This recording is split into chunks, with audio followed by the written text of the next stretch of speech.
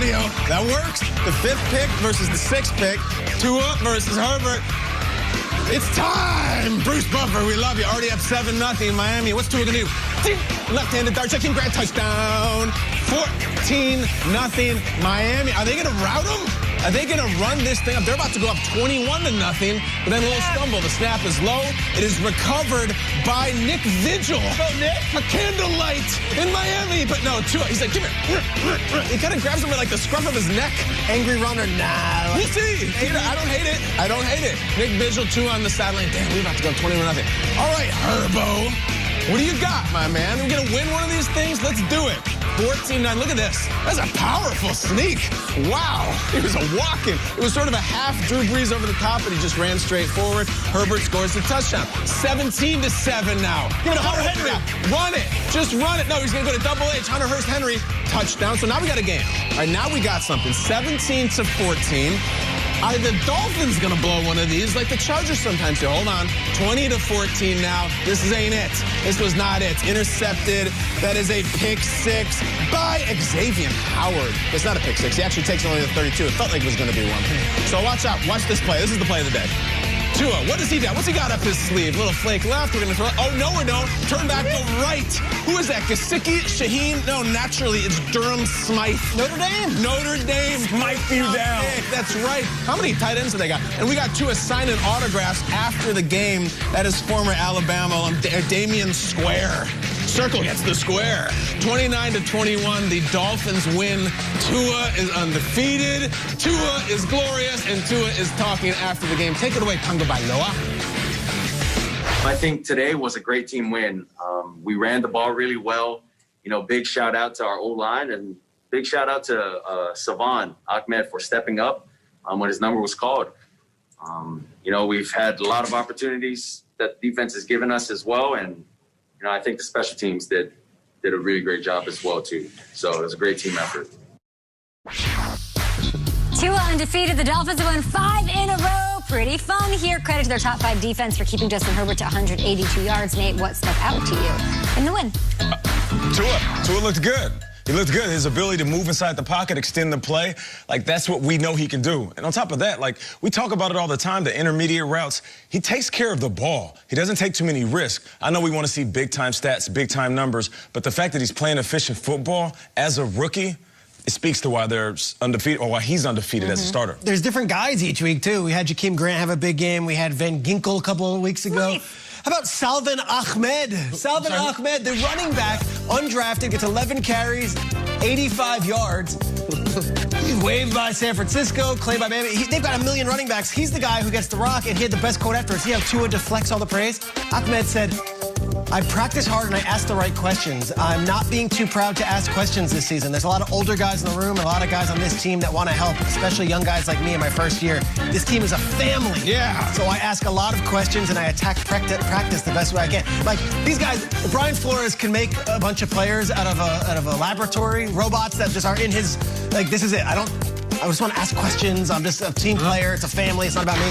Salvin Ahmed, welcome to Good Morning Football, one of my new favorite players. You mentioned Brian Flores.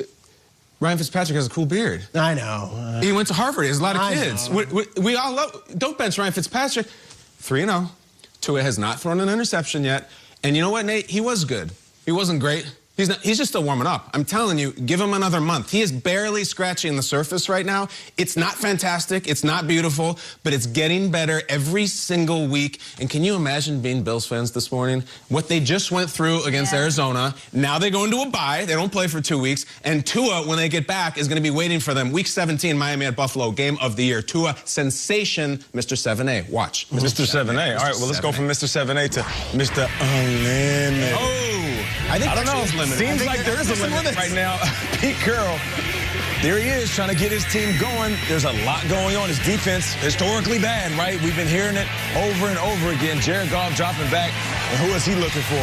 He gets hit. Ball pops out.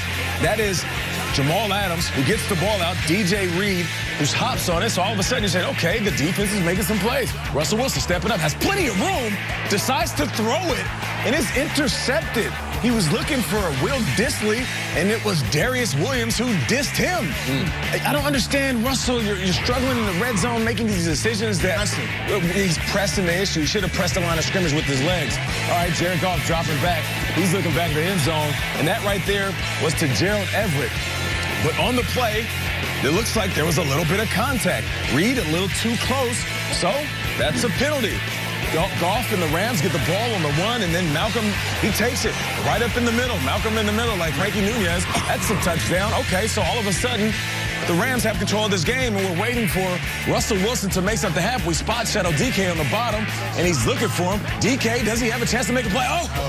With Jalen Ramsey all over, I want you to take another look at this. Just off the fingertips. Hey, 2 catches, 28 yards. And we talked about this matchup. We're going to keep our eyes on it. I'm going to say it. Jalen Ramsey won that matchup. And here it is, Russell Wilson looking for his tight end, Greg Olsen, and it's Darius, the nefarious. Because it was an all-pro season. That's what I'm saying. It's nefarious because it was actually criminal what he did to Russell Wilson, stealing 2. AFC West matchup, Broncos, Raiders, and Vegas. Derek Carr, he wasn't gambling. He was giving it to the sure money. And that's Josh Jacobs, who was balling in this one. 21 carries, 112. He had 2 TDs, and he looked good in and out of those tackles, quick feet. But you know who else was quick? This defense was all over Drew Lock. Man, yeah. Yeah, that was definitely an angry run. I hit Kyle right away. I said, bro, you got to check this one out. They had 4 interceptions. They picked off Drew Lock a lot, hit him a lot. It just seems like it was a lot of trouble for that Broncos offense to get going. The Raiders, they win another one, 37-12. All right, let's get this Browns offense going. You know who's going to help that guy? Nick Chubb. They haven't seen him in a long time, and he was excellent. He's always excellent. I think he's their best player. Myles Garrett aside. Touchdown. Nick Chubb is a 9-yarder. They're up 10-0 in a very low-scoring game. It felt like they were going to shut the Texans out for a while. And then there was the grand finale. This one had all the takes and all the tweets, just icing this thing with a minute left, up 3. Nick Chubb, hesitation, that hits the sideline. Here we go. 50, 40, 30, 20, 10, off ramp. He scoots out of bounds. Doesn't go down to keep the clock running, but they make sure the Texans never get the ball back, and everyone has great tweets, and he deserves it. I like it. Nobody in fantasy likes it. All right, Will Selva's here with a new background and some news. Quick, what's going on, Will? Ooh. All right, what's going on there, Can, guys? And no one has a better backdrop than I. We start here in L.A., and the Seahawks certainly learned the hard way that you don't try to come back and beat the Rams. No, you just don't do that. It's a dicey proposition because the Rams are 31-0 when leading at the half. That is the longest such streak in the NFL. In fact, our guy Pete Schraggs tweeted about it. More on the Rams. We have some injury updates to tell you about.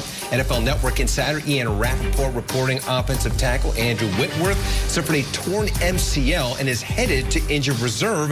And I guess if there's good news that can come from an injury, Whitworth's ACL is intact, and there's optimism he could return this season. We'll get a second opinion on the extent of the injury.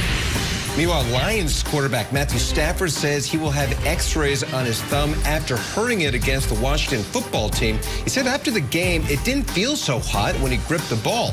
Stafford had it taped up, but it didn't affect his play too much as he threw for 276 yards and 3 touchdowns in Sunday's win.